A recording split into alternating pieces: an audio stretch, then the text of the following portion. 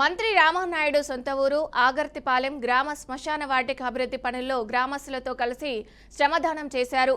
మండుటెండను లెక్క చేయకుండా రోజంతా శ్మశాన వాటిక పనుల్లో పాల్గొన్నారు.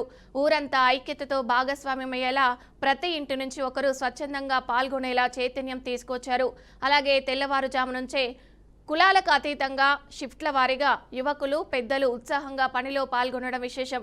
గ్రామాలలో గత 20-30 ఏళ్ల కిందట కనిపించిన ఐక్యత స్ఫూర్తిని మళ్లీ తీసుకురావడమే లక్ష్యమని మంత్రి తెలిపారు. ఇక నిషి పుట్టుక ఎంత ముఖ్యమో చనిపోయిన తర్వాత చివరి మజిలీ కూడా అంతే ముఖ్యమని తెలియజేశారు.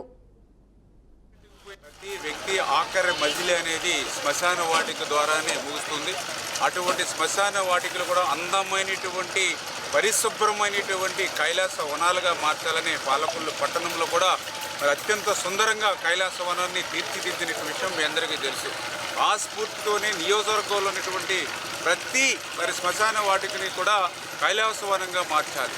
అయితే దీనికి ఆర్థిక పరమైనటువంటి ఇబ్బందులు, ఎందుకంటే 5 సంవత్సరాల వైఎస్ఆర్సీపీ పాలనలో రాష్ట్ర ఆర్థిక పరిస్థితి అంతా కూడా తుడిచిపెట్టుకుపోయినటువంటి స్థితిలో మళ్ళీ ఈ యొక్క సిఎస్ఆర్ ఫండ్స్ని మొబిలైజ్ చేసుకుని గ్రామస్తులు కూడా దాతల సహకారం తీసుకుని దానితో పాటుగా ఎవరైతే గ్రామాల్లో ఉంటారో వాళ్ళందరూ కూడా స్వచ్ఛందంగా ఈ పనుల్లో శ్రమదానం చేసి ఈ శ్మశాన వాటికను పూర్తి చేయాలనేటువంటి సంకల్పంలో భాగంగా మరి ఈరోజు సెలవు దినమని ఆదివారం అని అటువంటి పక్కన పెట్టుకుని ఈవేళ తెల్లవారు జామున్ నుండి మెట్ట మధ్యాహ్నం అవ్వచ్చు లేదా రాత్రి అర్ధరాత్రి కూడా షిఫ్ట్ల వారీగా కూడా పనుల్ని విభజించి అంటే గ్రామంలో ఉన్నటువంటి వాళ్ళను కూడా డివైడ్ చేసి ఒక పార్ట్ ఒక పూట, ఒక పార్ట్ ఇంకొక పూట, యూత్ ఒక పూట, కొంచెం మిడిల్ ఏజ్ ఇంకొక పూట, ఇట్లాగా షిఫ్ట్ల వారీగా కూడా పనిచేసి ఆ యొక్క శ్మశాన వాటికల్ని ప్రజల భాగస్వామ్యంతో